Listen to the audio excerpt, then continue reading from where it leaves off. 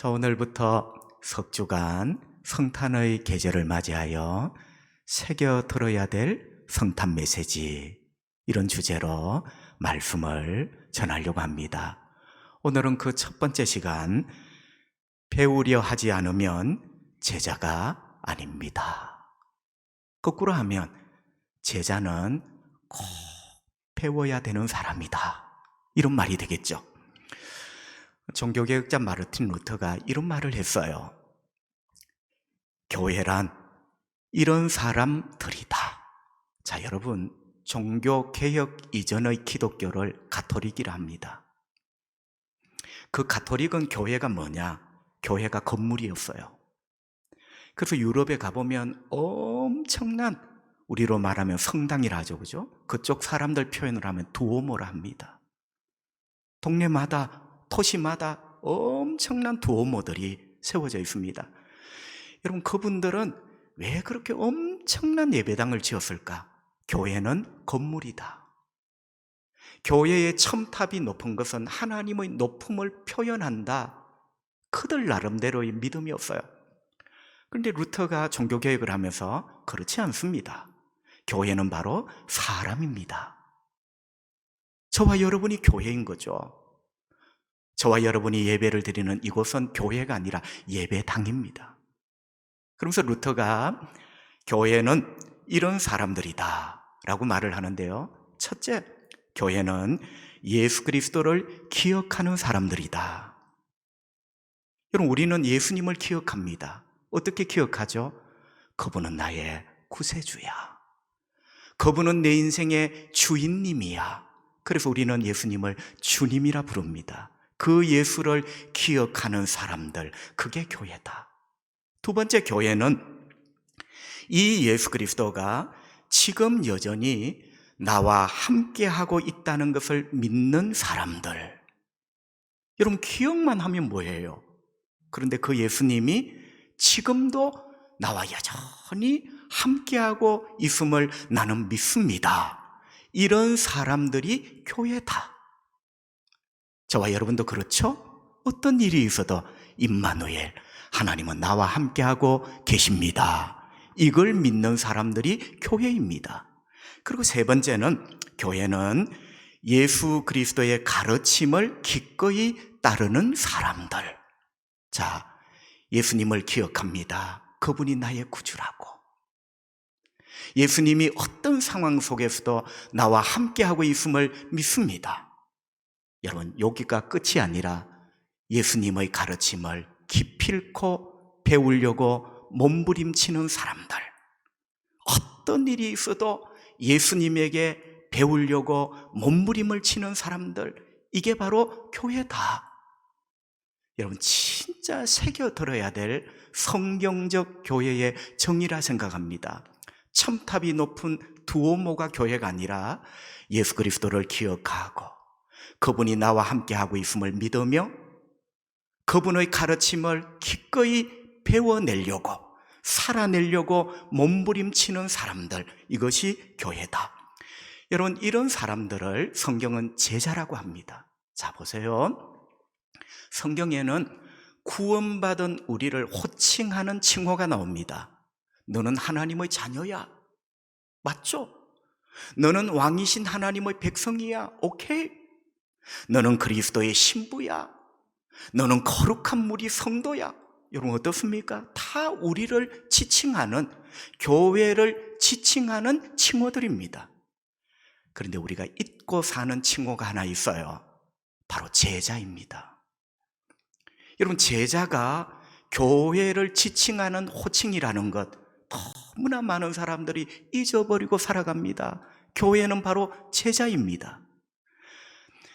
여러분, 교회의 기반이 복음서죠. 복음서의 복음을 믿음으로 교회가 태동이 됩니다. 그 태동된 교회가 열심히 움직이는 모습을 기록한 성경이 사도행전이에요. 그러니까 사복음서가 기반이라면 사도행전은 태동한 교회가 어떻게 움직이는가. 여러분, 놀랍게도 사도행전에는 32번이나 제자라는 말이 나옵니다. 여러분, 놀랍지 않습니까? 자, 방금 저는 여러분에게 사도행전은 교회에 움직이는 활동하는 것을 적은 성경이다. 어쩌면 사도행전은 교회예요. 그런데 사도행전은 그 교회를 제자라는 말로, 제자라는 말이 무려 32번 나온다니까요, 여러분. 얼마나 놀라운 표현인지 모르겠습니다. 성도 여러분, 고대 동양, 우리가 살아가는 요 세계를 동양이라 합니다. 그리고 중건동은 팔레스타인 땅, 성경의 배경이 되는 땅, 사회 문화적 배경에서 닮은 점들이 있어요. 그 닮은 점 중에 하나가 스승과 제자가 있었습니다. 여러분, 이 땅 동양에도 스승, 그리고 그를 따르는 자, 제자가 있었고, 성경 배경 속에 그 땅에도 스승과 제자가 있었습니다. 스승은 제자들을 선발해서 가르쳤습니다. 여러분, 우리가 자주 오해하는데 지금은 의무교육입니다. 의무교육은 뭐죠? 무조건 학교에 보내야 됩니다. 거기에서 선생님을 만나도록 해줘야 됩니다. 그런데 고대에서 교육은 그렇지 않았어요. 의무교육이 아니라 스승이 제자를 선발을 합니다. 그리고 제자들은 자기의 스승을 따르면서 모든 것을 배우려고 했습니다. 여러분, 출석하는 데 의미가 있는 게 아니라 그 스승의 제자 된 자는 스승의 모든 것을 배우려고 했다. 크게 두 가지죠. 스승님의 삶을 배우려고 합니다. 그래서 스승님은 삶으로 가르칩니다. 두 번째는 스승님의 입에서 나오는 교훈, 가르침을 배우려고 하죠. 그래서 스승은 입으로 가르치는 자가 아니라 삶으로 보여주며 가르치고 입으로 교훈하며 가르치고, 제자는 이런 모든 스승을 배우려고 했던 자.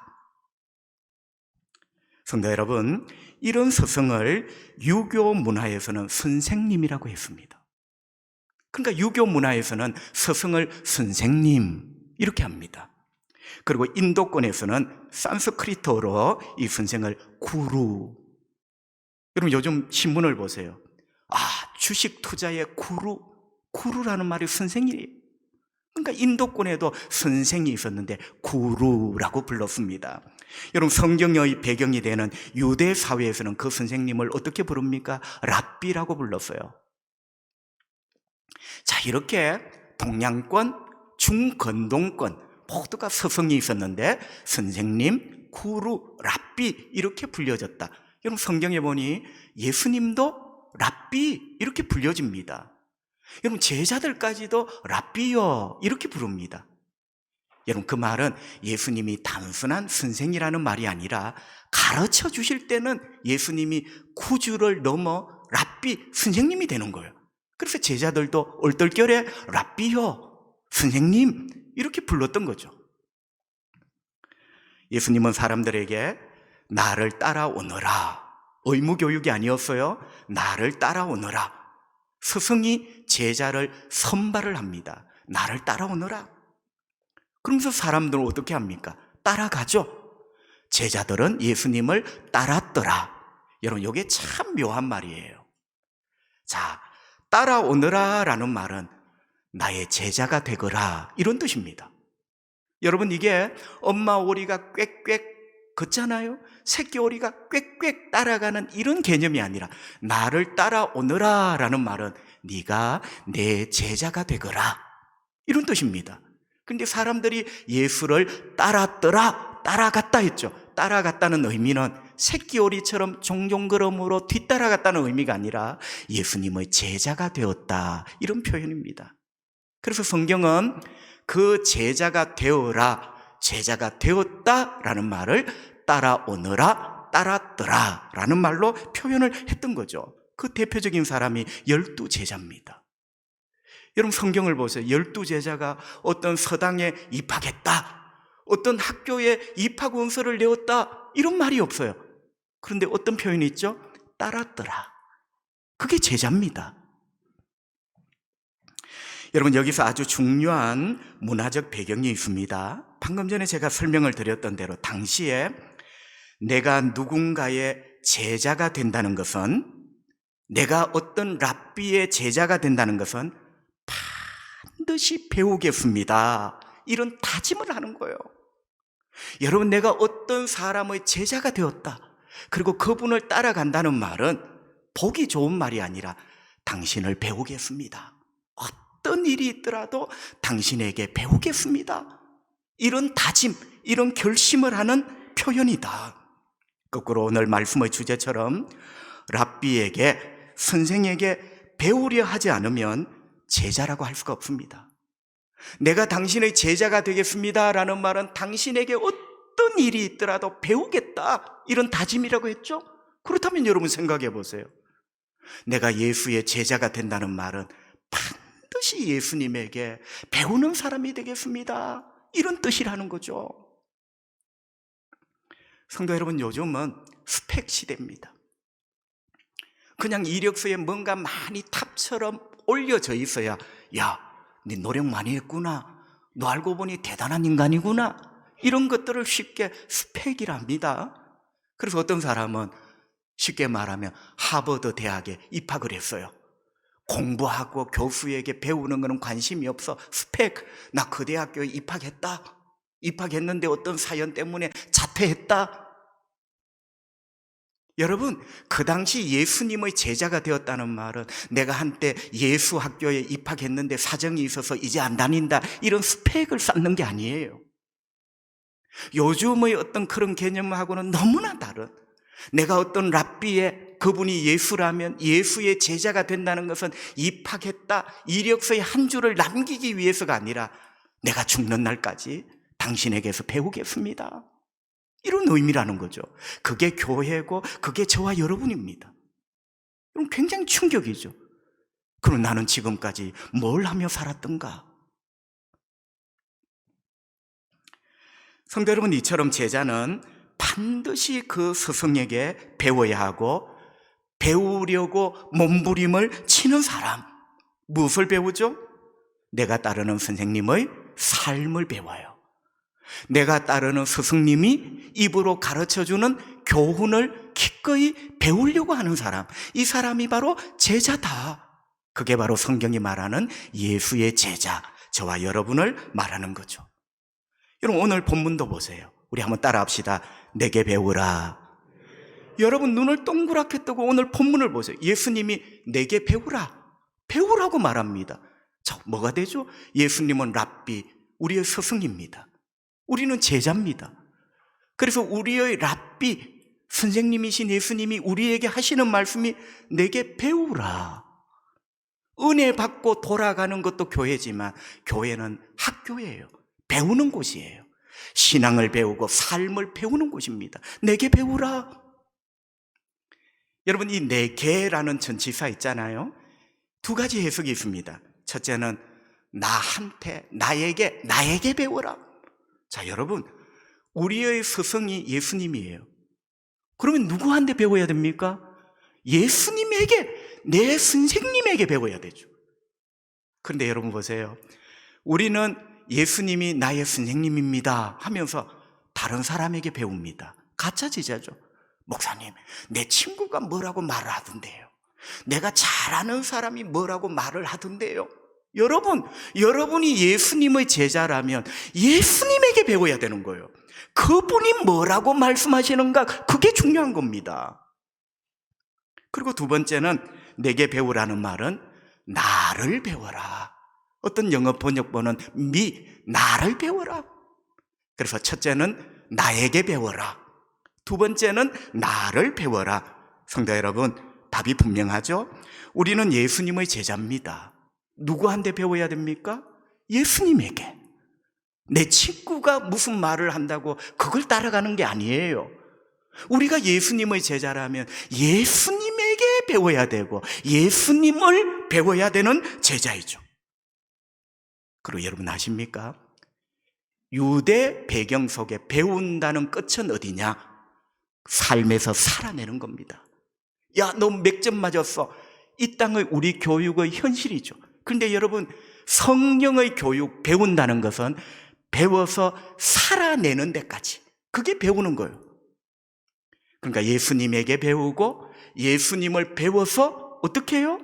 내 삶의 현장에서 배운 그것을 살아내는 것.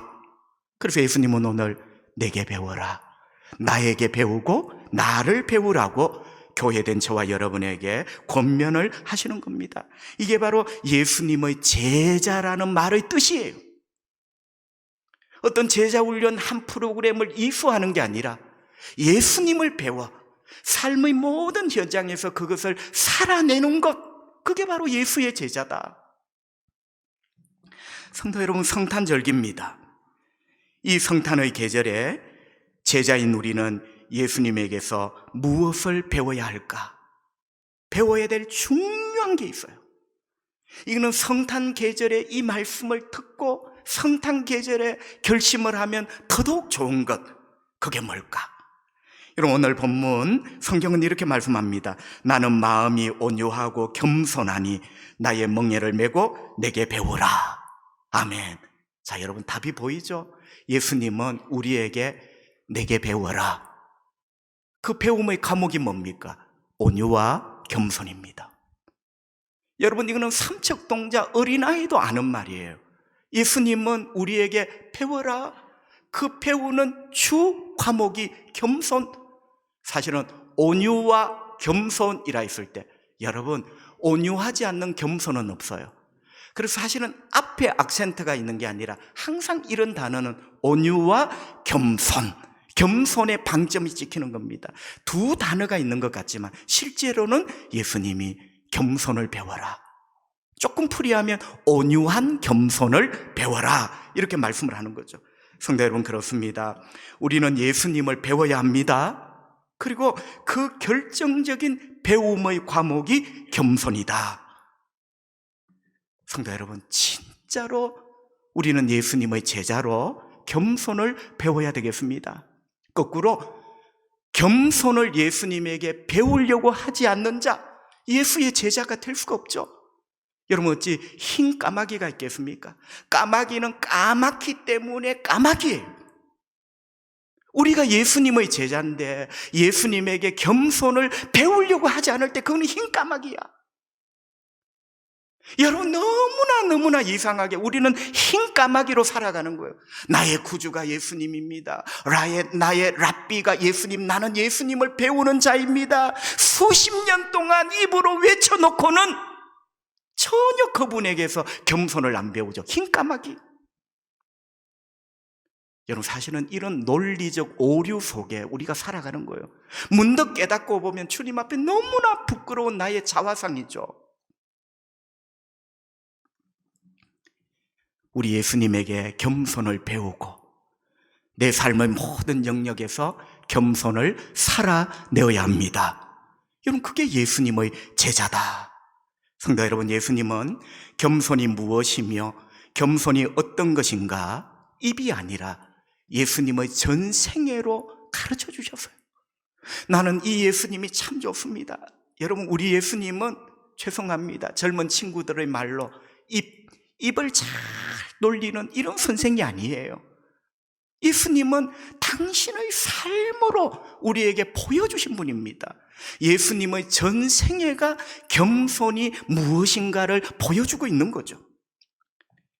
여러분, 그것을 잘 설명해 주는 말씀이 빌립보서 2장입니다. 빌립보서 2장 5절, 너희 안에 이 마음을 품어라.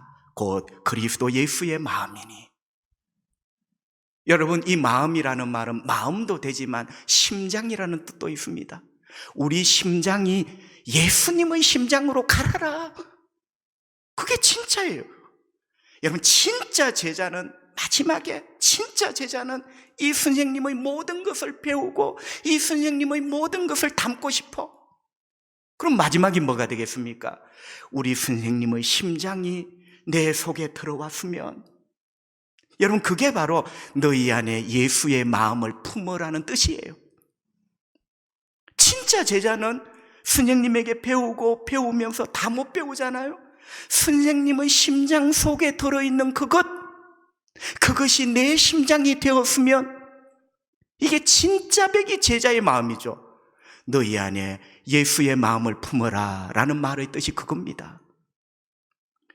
여러분, 궁금합니다. 우리 심장을 예수님의 심장으로 이식하래요. 우리 마음에 예수님의 마음을 아예 품으래요. 진짜 제자. 근데 궁금한 게 예수님의 마음이 도대체 어떤 마음입니까? 여러분 수백 가지로 설명할 수 있지만 빌립보서 2장 3절에 보면 겸손한 마음. 여러분 나중에 집에서 보세요. 너희 안에 예수님의 마음을 품어라. 너의 스승 예수님을 배워라. 그 예수의 마음이 빌립보 2장 3절 겸손한 마음 되어 있어요. 그러면서 성경은 예수님이 보여주신 겸손을 설명을 합니다. 빌립보서 2장 8절 말씀, 사람의 모양으로 나타나사 자기를 낮추시고, 겸손은 일단 나를 낮추는 거예요. 죽기까지 복종하셨으니 곧 십자가에 죽으심이라. 아멘. 여러분 빌립보서 이 2장 8절이 예수님의 겸손함을 보여주는 두 가지 사건이에요. 예수님이 이렇게 겸손하다, 이 겸손의 심장을 너도 가져라. 여러분 첫 번째가 뭐죠? 예수님이 보여주신 겸손, 바로 성육신의 성탄입니다. 그래서 빌립보 2장 8절에 보면 하나님이시지만 사람의 모양으로, 우리는 이렇게 되면 기절합니다. 나를 어떻게 보고, 내가 회장인데 나를 어떻게 보고. 여러분 그 말을 예수님께 한번 써보세요. 그분은 근본적으로 하나님이세요. 하나님이신 그분이 사람이 되셔서, 이게 얼마나 낮아지신 사건입니까? 예수님은 단 한 번도 나를 어떻게 보고 이렇게 말하지 않잖아요. 겸손이죠, 겸손. 자기를 낮추신 거죠. 어떤 책에 보니 이런 글이 있습니다. 이 세상의 어떤 군왕도 예수님보다 낮출 수 없고, 여러분 이 세상의 어떤 군왕이 자기를 낮추고 또 낮춰도 하나님이신 그분이 사람이 되어 이 땅에 오신 예수님과 비견할 수 있을 것이며, 우주의 어떤 별도 이보다 낮은 자리에 내릴 수 없다. 이 세상의 가장 높은 우주의 어떤 별도 하나님이신 예수님이 인간이 되어 이 땅에 오신 낮아지심 흉내낼 수 없다는 거죠. 참 공감이 되는 문장입니다. 여러분, 성도 여러분, 예수님은 우리보다 조금 높은 분, 그 정도 아닙니다. 빌립보 2장 6절, 그분은 근본 하나님의 본체시다. 쉽게 말하면 그분은 본질이 하나님이에요. 우리 장로님 기도하신 것처럼 삼위일체 하나님이에요. 본질이 하나님이신데 그 존귀하고 높으신 하나님이신 예수 그리스도가 인간이 되셔서 우리를 구원하려 이 세상에 오신 거죠. 낮아지신 거죠. 겸손이 바로 이런 거다. 성도 여러분, 예수님을 배우십시오. 배우려고 하지 않으면 우리가 예수의 제자가 아니죠. 목사님, 나는 교회만 다니렵니다. 그런 교회 없어요. 교회가 바로 제자예요. 두 번째는 빌립보 2장 8절에서 예수님의 어떤 겸손, 어떤 사건을 보여주죠? 십자가의 고난과 죽으심입니다. 십자가의 고난과 죽으심이 예수님의 낮아지심과 겸손을 보여주는 사건이다. 성도 여러분, 성육신의 성탄이 하나님이신 예수 그리스도가 인간이 되신 사건이라면, 십자가는 인간이 아니라 이제 죄인이 되신 사건이에요. 죄인이 되셔서 나 같은 죄인을 위하여 대신 형벌을 받으신 사건, 그게 십자가의 고난과 죽음이에요. 그러니까 보세요. 성육신의 성탄과 십자가가 예수님의 생애잖아요.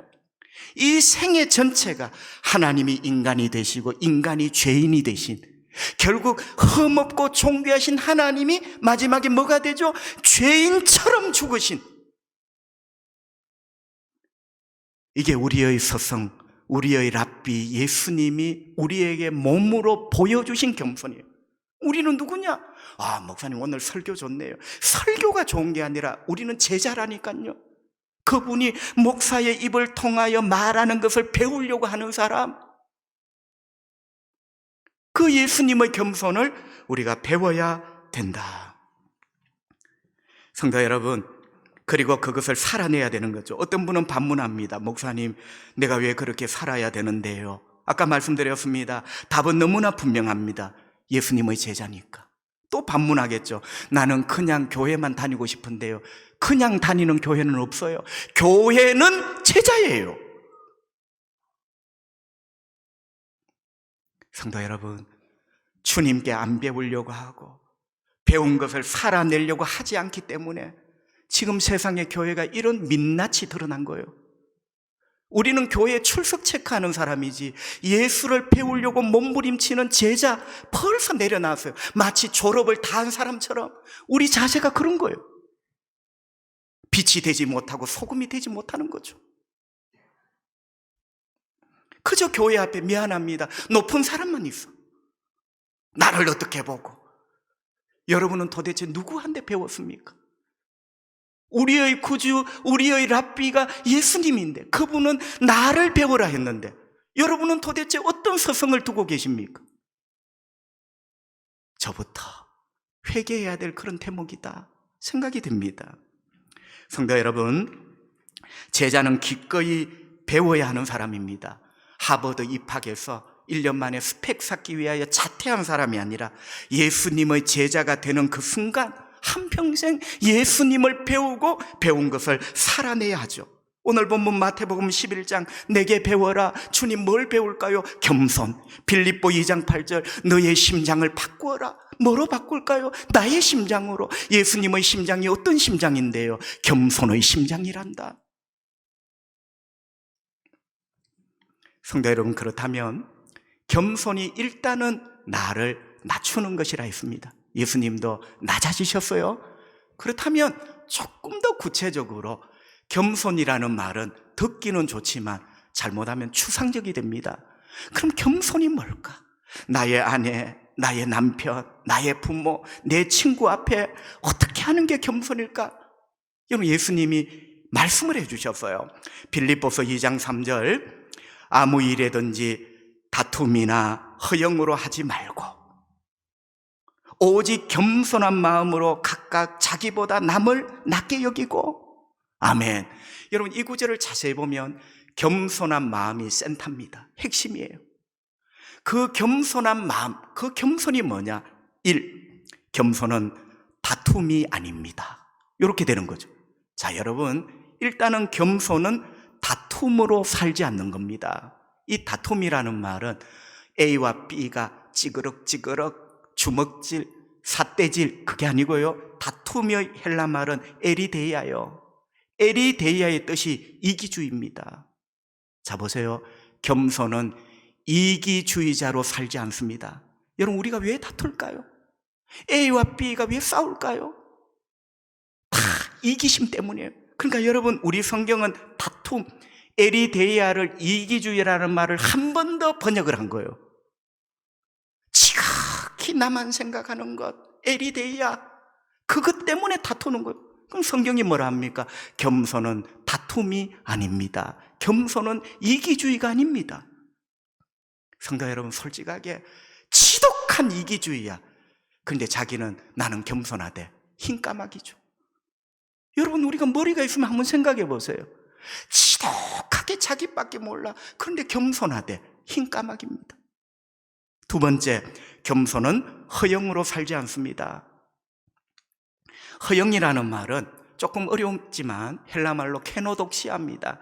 여러분, 이 케노독시아라는 말은 자만이에요. 보세요. 겸손은 자만하지 않습니다. 자만의 사촌이 교만이거든요. 케노독시아. 그리고 이 케노독시아라는 말은 착각입니다. 여러분, 늘 착각하고 사는 사람이 누구죠? 자기를 자만하는 사람. 자기가 대단하고 자기 없으면 안 되는 줄 아는 사람. 그게 케노독시아입니다. 겸손은 케노독시아하지 않습니다. 자만하지 않고 착각하지 않습니다. 그리고 마지막 세 번째 결론은 겸손은 남보다 나를, 이거는 에리데이아예요. 이기심이에요. 그런데 겸손은 나보다 남을 더 낮게 여깁니다. 더 낮게라는 말은 친구야, 네가 나보다 더 훌륭하구나. 낮게라는 게 그겁니다. 그게 겸손이에요, 겸손. 여러분, 예수님은 우리에게 이걸 보여주셨어요. 가르쳐 주셨어요. 어떻게 하라고요? 우리는 예수님의 제자입니다. 이걸 배워야 됩니다. 기꺼이 배워내야 되고 이렇게 살아야 되는 거예요. 성도 여러분, 예수님은 우리가 단순히 교회 다니는 사람이 되기를 원치 않습니다. 교회 예배 시간에 출석 체크, 젊은 사람 표현처럼 출첵, 그게 우리의 도리가 아니란 말이죠. 예수님은 우리가 예수님한테서 배우고 예수님의 가르침을 배워서 실천하는 제자가 되기를 원합니다. 목사님, 나는 그냥 교회만 다니려는데, 그런 교회는 없다니까요, 여러분. 교회 이꼴 제자예요. 제자가 누구냐? 기어이 배우려는 사람. 그게 성경의 제자다. 우리가 예수님을 배우고 예수님의 겸손을 배워야 되는 거죠. 여러분, 교회 역사책, 교회사 책이죠, 그죠? 이런 내용이 있어요. 너무 감동이라서 여러분에게 소개를 합니다. 자, 우리 기독교라는 말 써보겠습니다. 기독교가 박해를 당했어요. 그런데 313년 콘스탄티누스 로마 황제가 기독교를 공인을 합니다. 여러분, 공인이 뭐냐? 기독교는 더 이상 이단이 아니다. 그러니까 이제 박해가 중단되는 거. 그게 공인입니다. 313년이에요. 세월이 흘러 392년 테오도시우스 황제가 드디어 기독교를 로마의 국교로, 이제 이 공인이 아니라 국교는 뭐냐? 우리나라의 종교다. 우리나라는 기독교 말고 다른 건 믿으면 안 된다. 하여튼 어찌되었든지 이렇게 돼버린 거예요. 여러분, 테오도시우스 황제가 392년에 기독교를 국교로 공인을 했는데요. 자, 그 이전까지 교회가 많은 핍박을 당합니다. 그런데 이 로마 제국에 기독교인 인구 비율이 어느 정도였을까? 자, 여러분, 정치적으로 말하면 아이고, 테오도시우스가 어지간히 표가 급했는 모양이다. 전라도도 갔다가 경상도도 갔다가 충청도도 갔다가 기독교 인구가 되게 많은 것 같죠? 표가 급해서 공인해 준 것 같죠? 아니에요. 기독교 인구는 10%도 채 안 되었어요. 여러분, 열에 한 명이 그리스도인이 될까 말까 그랬습니다. 그런데 왜 국교로 공인을 했을까? 여러분, 로마 사람들이 10%도 안 되는 그리스도인들을 두려워했고 부러워했어요. 이게 이유입니다. 두려웠고 부러웠어요. 말장난 같죠? 두려운 거는 왜 두려웠냐? 그리스도인들이 죽을 때 보니까 두려움 없이 사자밥이 되는데도 죽음 앞에 너무너무 용감했어요. 여러분, 많은 사람들이 죽음 앞에 뜨는데 그리스도인 죽음에 맞서는 태도가 용감이야. 두려웠습니다. 그런데 동시에 그리스도인들은 겸손했다.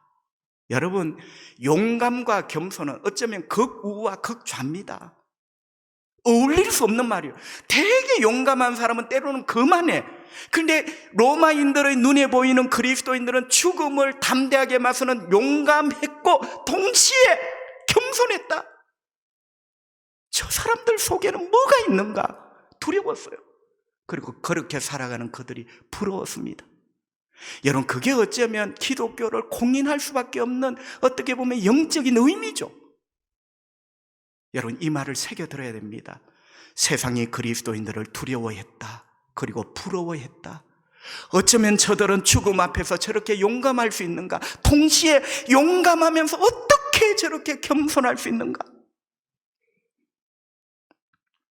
우리가 잃어버린 덕목이죠.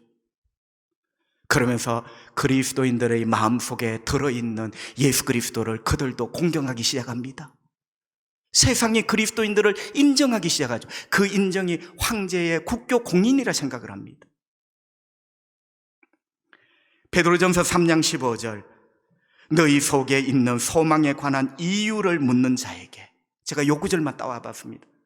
여러분, 세상이 교회에게 이유를 물었어요. 여러분, 눈에 보이시죠? 세상이 교회에게 묻는다니까. 당신은 죽음 앞에 왜 그렇게 용감합니까? 당신은 용감하면서 무엇 때문에 그렇게 겸손하고 거룩하게 살 수 있습니까? 이유를 묻는 거예요. 세상이 교회를 향하여 지금 돌팔매질을 하고 있습니다. 욕을 던지고 있습니다. 여러분, 진짜 교회는 세상이 교회에게 묻는 거예요. 어떻게 하면 그렇게 살 수 있냐고. 그게 바로 제자죠. 우리가 제자로 살아낼 때 세상은 교회에게 이 질문을 하는 거예요. 말씀을 정리합니다. 여러분, 저 외국에 여행을 가보면 지금 여행이 참 쉽지 않은 세월이지만 향수를 파는 가게들이 많아요. 특히 유럽에 가보면 조그마한 가게에 향수, 수백 년 된 가게들이 있어요. 여러분, 그 작은 병에 향수 이름이 적혀져 있고 그 향수가 거기에 담겨져 있습니다. 샘플로 뚜껑을 또 열어 냄새를 맡게 합니다. 장미향, 로즈마리향, 라벤더향, 다 향수를 만들어요. 그런데 어떤 향수는 되게 또 고급스럽고 비쌉니다. 자, 뚜껑을 열어서 맡아봅니다. 로즈마리구나. 라벤더네. 하나 사야지. 이렇게 되는 거죠. 자, 여러분, 여기서 우리가 상상을 한번 해봅시다. 어떤 병에 붙어있는 라벨지에 장미향 이렇게 써져 있어요. 라벨지에 장미향이라고 써서 병에 붙여놨습니다. 근데 그걸 사고 싶어. 이거 뚜껑 한번 열어봐도 돼요? 그럼요. 뚜껑을 열어 맡았습니다.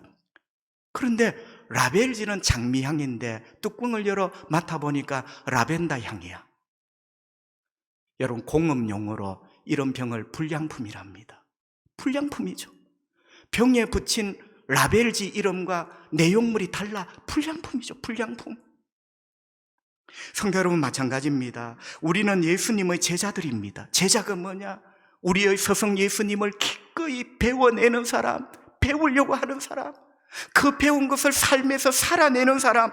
그렇다면 여러분, 나라는 존재에 예수향이라는 라벨지가 붙어 있습니다. 사람들이 내 인생에, 내 삶에 코를 대고 맡아보면 냄새가 나요. 그 냄새가 예수향, 그 예수향의 대표가 겸손이거든요. 사람들이 내 존재라는 병에 코를 대고 맡아보면 겸손이라는 향기가 나야 그게 정품이잖아. 여러분, 라벨지는 그리스도인이래, 예수 제자래. 그런데 맡아보니까 겸손의 냄새가 없어. 어떨 때는 그만한 냄새까지 올라옵니다. 불량품이죠. 불량품. 성도 여러분, 축복합니다. 정품이 되시기를 바랍니다. 정품은 우리에게서 겸손의 향기가 나야 되죠. 왜? 나라는 존재가 예수 그리스도의 병이에요. 내 존재가 예수 그리스도의 것, 우리 병 라벨에 예수 그리스도 제자 이 붙어 있는 거예요. 정품이 되어야 되죠. 정품 그리스도인, 정품 제자. 그것은 바로 내 인생이라는 병뚜껑을 열 때 겸손의 향기가 나야 된다. 사랑하는 성도 여러분, 겸손을 제대로 배워야 되겠습니다. 그리고 겸손을 제대로 살아내는 예수님의 제자가 되어야 되겠습니다. 이것이 우리 하나님의 이름을 존귀 여기게 만드는 길이고 세상 사람들에게 두려움과 부러움으로 교회가 칭찬받는 길이에요. 저와 여러분이 예수님의 제자로 예수님을 제대로 배우는 불량품이 아니라 정품.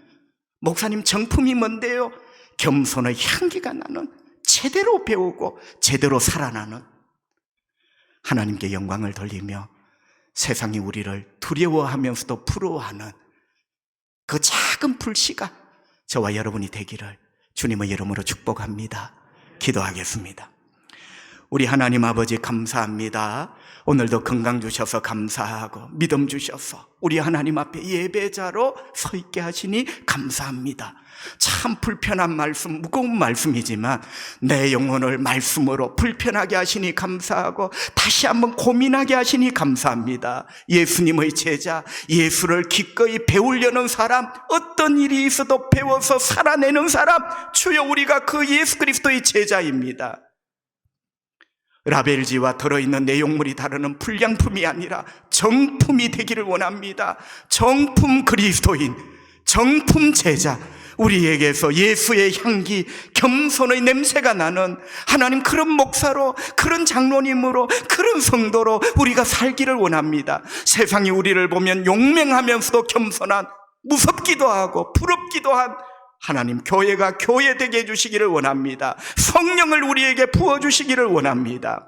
아멘으로 눈을 뜨기 전에 병든 자를 불쌍히 여기시고 주여 고쳐주시기를 원합니다. 능력의 주 예수님의 이름 앞에 모든 악한 병들이 떠나가기를 원합니다. 고침받기를 원합니다. 치료되기를 원합니다. 결박들이 끊어지기를 원합니다. 애타게 길을 찾는 자, 우리 주님이 길이 되어 주시기를 원합니다. 문을 두드리는 자 주님이 문을 열어주십시오. 태의 문이 열려지기를 원합니다. 축복의 문이 열려지기를 원합니다.